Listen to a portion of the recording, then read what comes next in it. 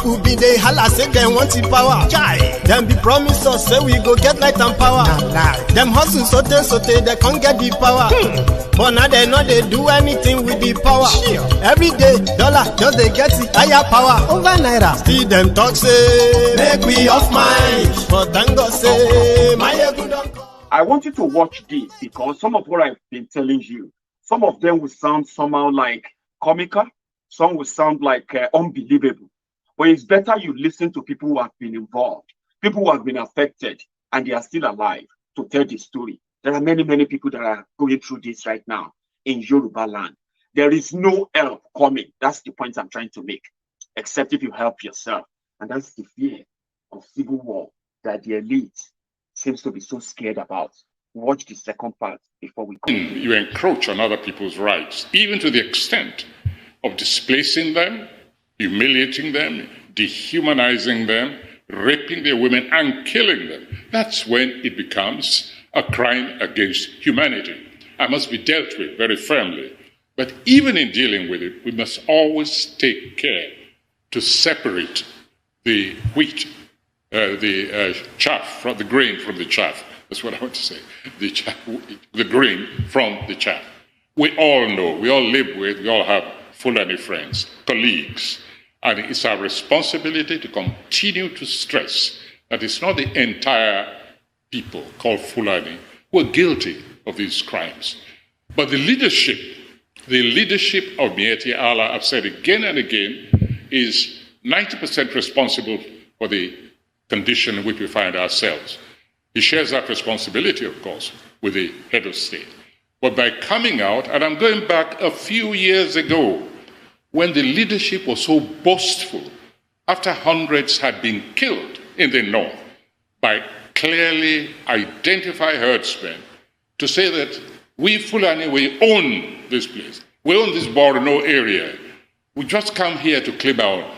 That was when the problem of stereotyping came. And we've got to make leaders like that swallow, take back their words, apologize to the nation, and even be subjected to some form of restitution to the whole nation.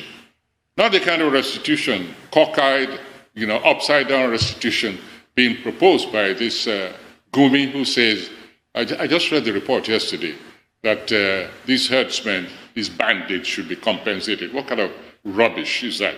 No, we're saying those who've offended this nation must begin the process by apologizing and even offering some kind of restitution to persuade the rest of us that they want to come back into the community of equal beings, entitled to the same privileges, responsible for their own lives, in fact, accepting their own responsibilities, accepting responsibilities for their kind, obeying the laws, the Constitution. That's the only way towards peace. Oh, okay, Professor. Just want to straddle a bit between what my colleague just said. It would seem that what happened to you is evidence of how combustible the nation is at the moment. We had a group threatening that if anything had happened to you, that President Buhari would be the last president of Nigeria. And so in the light of that, and a recent interview you did suggested that we were on the verge of a civil war if the matter wasn't addressed properly. So in the light of that, and maybe considering what Sheikh Guni has suggested, which you seem to have dismissed, do you not think that there is room for a carrot and stick approach rather than a one shoe fits all? We are in a situation of stick and carrot. In other words, those who offend must be punished. They must be held culpable for their activities. On the other hand, those who have been violated, those who have been offended, must be persuaded that these are reformed people. In other words, demonstrably so, not simply talk, simply saying, oh yes, we're okay now. No, there are certain crimes already committed which have got to be dealt with. Now, I've said this before, and I wish to repeat this. Buhari does not appreciate the situation. He doesn't understand. I see no evidence that he understands how grave the situation is. I've said again and again that I don't believe he's in charge. Because it's not possible, in my view, for a head of state, a commander-in-chief of the armed forces, to say he's presiding over a nation and things get to this level. Something is critically wrong in the leadership, within the leadership of this nation. And that is where we civilians must come in. You must pick up the slack for our own situation, our own salvation. And this is one of the things we're engaged in. And that's why I resent this becoming individualized. Wale Soyinka is just another individual, just like another farmer, another student. And I want the people to understand this.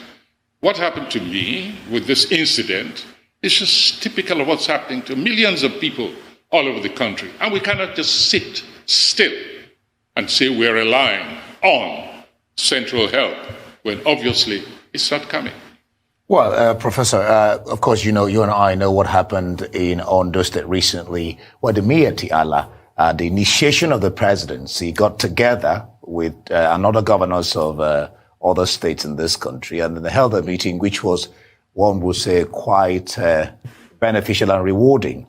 On the back of that, the governors of the North, in the North, have come out saying that they support ranching, that open grazing cannot be sustained. What's your sense of that statement? It's late, but it's good. Better late than never. This is a commonsensical approach. Ranching. You want to ranch? Even my property which is being invaded. If you say you want to ranch, is your property available? We'll sit down together, negotiate. You fence it, you're responsible if you allow your cow to go and destroy other people. But I can rent out my land. It's business you want to do. So come and talk to me. So I congratulate the governors for waking up at long last and admitting this very simple, commonsensical approach to modern ranching.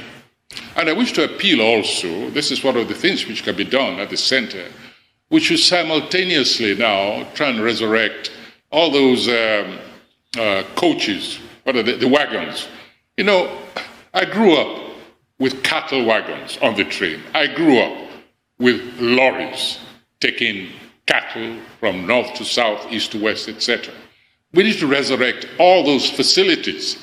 But in the meantime, don't say that because the facilities have been allowed to go into the decrepitude, therefore you have to kill people to prove a point. But simultaneously, as I said, we've also got to put in the infrastructure to enable those who want to pursue this trade to be able to do so meaningfully and practically. That's the best we can do. In the meantime, however, we've got to sensitize the nation. And this is what I'm involved in. I will be proposing one or two measures to involve the entire nation as kind of symbolic gesture of solidarity with all those who have lost their lives because of this cockeyed, this skewed approach to business, and also to summon all governments at the center, the states, local government, and civic organizations to rally around and create a permanent solution to this dilemma. Thank you, Professor. You know, whenever the conversation begins to get to national days, that is the normal Nigerianness kicking in there. And I don't think we need that. However, the solution that they are looking for is not far-fetched. It's just that the solution is unacceptable to these criminals and their sponsor. And they are already fighting back. Okay? So I told you 2 days ago that you are going to be hearing news like this more and more every day now, because it is obvious that whatever deal they had with the political class in Yoruba land, it's a bit of a shock to some of them that this is happening now, because they never expected this to happen, I believe, because it's like they never had a plan B. The plan was just for them to intimidate us, unleash this violence, then we will react, then our governors will tame us, and everything will go on like that. The same way the northern leaders, religious leaders, political leaders have managed to force their people to accept these barbaric killings, as if to say it is acceptable to be violently killed, destroyed, while the government pay the killers. You live in the IDP camp. We are Yoruba people. I don't think they have an idea that we will never want to live like that. Live with our killers. I have a few stories here I'm going to share with you as well about the experiences of our people, especially in Ogun State. I am from Ogun State. Ogun State is not safe, but the governor of Ogun State is going to tell you that Ogun State is safe. But are Ogun people safe in Ogun State? Are the Oyo people safe in Oyo State? Are the people of Ondo State safe in Ondo State? The question is, the answer is no. But the governor will not say that. Meanwhile, they are powerless. They have been, now that they managed to raise an army of vigilantes in the name of Amotekun. Now Amotekun has been coming under attack, both media and Fulani attacks. This is 2021. This is the year they plan to unleash the violence. Okay, they will attack all the prominent people, and we are saying, if you are a Fulani elite, you love Nigeria, don't stop telling us not to say this, not to talk about those who are killing our people. We want you to show that resolve, that you are also helping to arrest those who are killing our people, rather than try to force the hand of every security agent in Yoruba land to work with the Fulani terrorists. Like what happened in Oyo State, what happened in Ondo State, what is happening in so many other parts of Yoruba land, what happened in Ogun State, where soldiers were beating up farmers for rejecting Fulani herdsmen from grazing on their farms. All these things will result to us helping ourselves. And elite, Fulani elite, Yorubas are not saying that all your Fulanis you live who have a legitimate business, but you are going to push us to that. It is going to end up as that. Because what you are telling us is that we don't have any right to complain, and at the same time, you want to tell us how we should complain. In this regard, you are telling us at the same time that those who are found with guns killing and raping our women, yes, they might have committed those crimes, but they have every right to carry the gun to protect themselves. And we are asking you, protect themselves from who? You came to Yoruba land with guns, and you are now asking for protection from who? That's the question every Yoruba should be asking. And I hope as a Yoruba man or woman, as you are watching this, you will be asking that question in your mind right now. Why can't Yoruba farmers also have their own guns to protect them from the Fulani who have right to carry guns? Okay, look at this rider. It's a week ago. A detailed report with video evidence as well. But I want to read some of these personal stories of people who have been victims. How herdsmen turn Ogun villages to war zones, raping, killing, destroying farms, farmers flogged by soldiers for rejecting others. Nigerian soldiers will beat up farmers. It doesn't matter if the farmer is a Yoruba man or if the farmer is an Igbo man. If they try, sorry, somebody is complaining about the audio. I hope your audio is better. Check it. You can, you can leave your, you can come out of the video, okay, and go back in again. The audio is perfect. I have one here.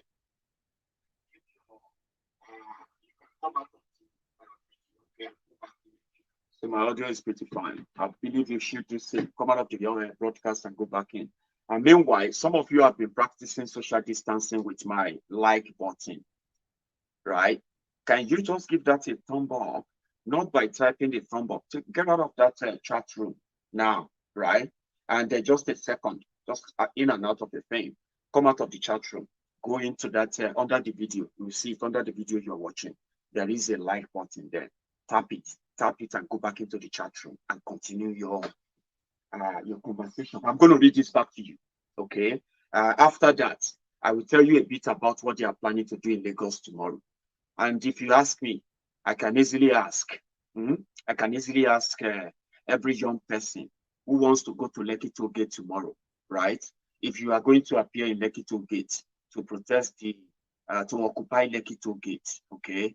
Make sure you are there with enough protective gears, okay? Don't go there with just your hang on. Let me say this boldly so that you can see my face. I'm not going to discourage you from going, okay? Those who wants to go to Lekki Toll Gate tomorrow, they should go, okay? But don't just go there. They are coming. They are already there with their soldiers and their military, I mean, their police, with their guns as usual, ready to kill. Don't go to Lekki Toll Gate tomorrow or any other time if you are not going with protective gears. Protect your head, protect your chest, protect yourself to some extent, and go peacefully, not violently. They are the people that are going to bring violence, right? Not you. What happened at Lekki Toll Gate that they are trying to cover up? I'm going to come to that, okay? But quickly, let me read these stories about the ongoings of the atrocities, more atrocities of these pillars in Yoruba land. Yorubas want peace. We've always had peace, but you cannot force us to take violence as part of us, okay? So, please, if you don't have any protective gear, my brothers and sisters, if you see my video, you don't have to go there tomorrow, okay? The point is made. And with these criminals in charge, they will kill more and they will damn the consequences. And I don't think, okay, I don't think you should go there without protecting yourselves. Please protect yourselves. Now let's read this from Punch Report. I'm going to read word for word. You can follow me through. I'm not that good in reading, and my voice, I don't even know how that sounds to you, but I just want to read it right now. So that for those and that, to have this on record as well. 55-year-old Kudoro Gabriel was visibly sad and troubled, narrating the pathetic experience with others who severed his fingers with a machete. The farmer who lives at Ibeku village, Ketuland in the Yewa North local government area of Ogun State, said he had been rendered useless after the attack. So Kudoro said, the Fulani Herdsmen destroyed my barn where I stored corn. Getting to the place, I saw cows eating crops in the barn. I called on the herder who owns them, but instead of checking what the cows did, he rushed at me with a machete. If not that I used my hand to stop the machete before it severed my fingers, it would have cut off my head. As you can see, what can I use this hand for? Nothing. It's hard to use this hand to work, to feed my family. It's my wife who is taking care of things now. On the loss suffered, on the unhappy father said, well, what I want is for the government to assist me to provide for my family and myself. Imagine a Yoruba man who was providing for himself on his farm, right? Got attacked simply because he challenged a violent other who was destroying his barn where he stored his food. Do you get that now? That's one of the stories. Now let's go to another one among these, yeah? One sec. So all these villages where the people are having these experiences, yeah? We have them, they include Eselu, Kodera, Asha, Okosho, Moro Isikun, Sheke Aje, Igboire, Kole, Oguba, Ajetoro, Adeshino, Ibeku, Agbon Ojudu, among others, where people are experiencing this. I'm going to share the story of a man, a 30-year-old man, Faleti Ibija, narrated how some soldiers flogged him and some other villagers for refusing herdsmen on their farms to feed their cows. He said, and quote, I insisted that killer herdsmen must leave our land for peace to reign. As I said that, a soldier in a vehicle that brought him and his colleagues to our community asked me to move close to him. I did. And he asked me what I said. I repeated it. He stretched forward and slapped me thrice. He used his boot to kick me, and I fell down. He cocked his gun and threatened to shoot me. Here's the story of another man. 49-year-old chief imam of Ibeku, Maruf Fadebi, said he was almost whisked away by the soldiers for cautioning them against brutalizing his people. That was a shifty man, okay? However, blamed past and present administration, possibly is a politician too. Anytime government officials visited our communities, they only made promises. We are suffering, and you can see the state of our roads. The past administrations promised to rehabilitate the roads, but nothing was done. The present administration has been making promises too. It promised to provide us with good roads, electricity, water, and so on. We vote during elections too. That is about other problem they have there, yeah? Apart from security. Another man, a 40-year-old Samuel Ilo from Agbon Ojudu, said his younger brother and child were killed by killer herdsmen. He said his younger brother, Benjamin Ilo, aged 39, and son, Shegun Ilo, aged 10, were killed 7 years ago on their farm while cutting grasses. We want the government to help us to end herdsmen attack. We are farmers, but herdsmen who invade our lands have made things tough. Have made their things tough for us. Now, here is another man, 35-year-old Olaotan Adelano. From his own statement, narrated that on February 20, 2018, that was about 3 years ago or 2.5 years ago, came to meet them on their farm. Fulani herdsmen came to meet them on their farm to solicit water to drink and returned twice later to make the same request and turned violent. Adelano said, there is a river close to our farm, but it is a bit deep. The water is not drinkable, and we often fetch water from home to the farm. It was the water that we gave them to drink. They took water the second time, and returned with cows the third time. They chased us away. I wasn't even aware at first of what was happening until I fell down after a machete landed on me. It was those around that helped me. The brutality of herdsmen against the villagers dated back to 2000. Government should come to our rescue. To eat has been a problem for me. It's those around that support me. I sold my property to treat myself, and my health is not strong again. We don't want killer herdsmen on our lands again. We don't want them again in Yewa land. We don't want them in Ogun State. We don't want them in Ketu land or Agbon Ojudu again. They have killed many people in the communities. Here is another story which I'm going to drop before I go to the next conversation. Gabriel also said on December 19, 2020, last year, some herdsmen and soldiers came to our communities. The soldiers said they wanted the herdsmen to bring their cows and live together with us in Amotekun. And we rejected, saying it's not possible. This is because each time they come, their cows destroy our crops and they rape our women. One of the Fulani named Ali pointed at 4 of us that the soldiers should beat us because we rejected them. And according to him, they bring cows to our communities because our farms have crops, which they usually feed their cows. They care only about feeding their cows with crops, which we labored to grow. This is the situation. The story is the same everywhere. When you meet, I have this other one, by the way. This one said, and it is in fact the story of, you see, it's on and on and on and on.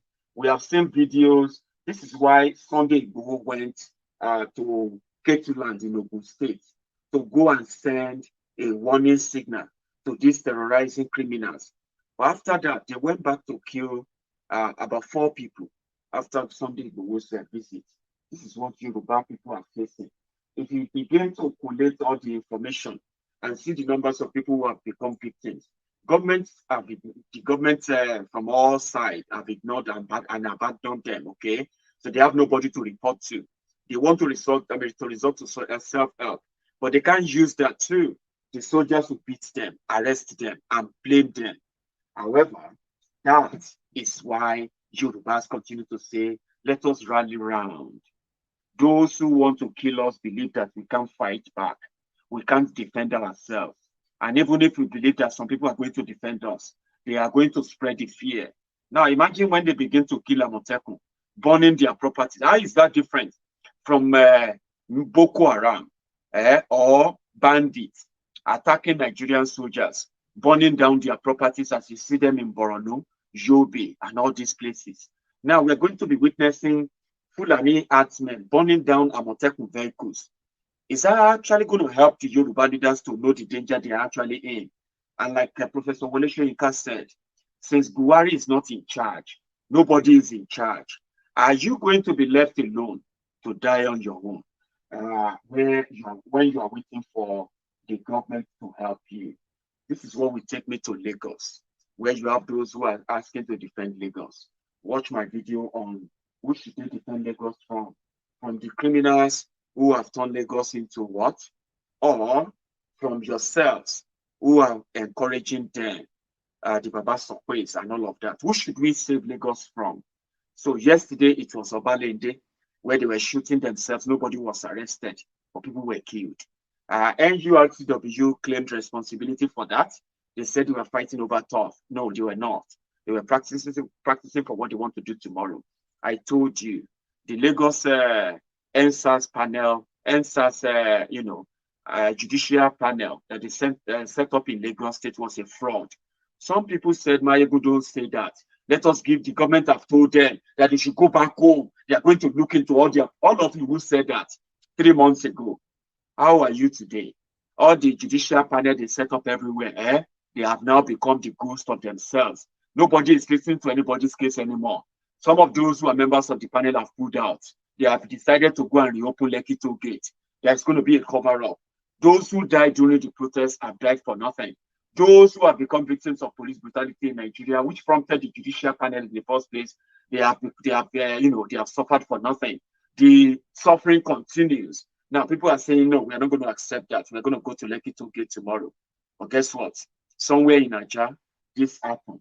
And if you don't have an idea how dangerous this is, I'm just trying to remind you, don't go to Lekki Toll Gate tomorrow without protecting or guiding yourself. Don't go there.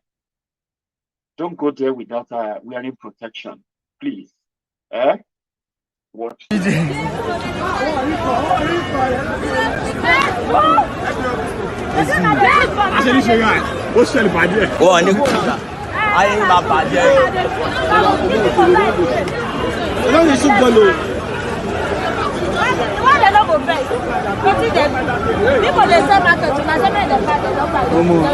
Nigeria fait du bon bail.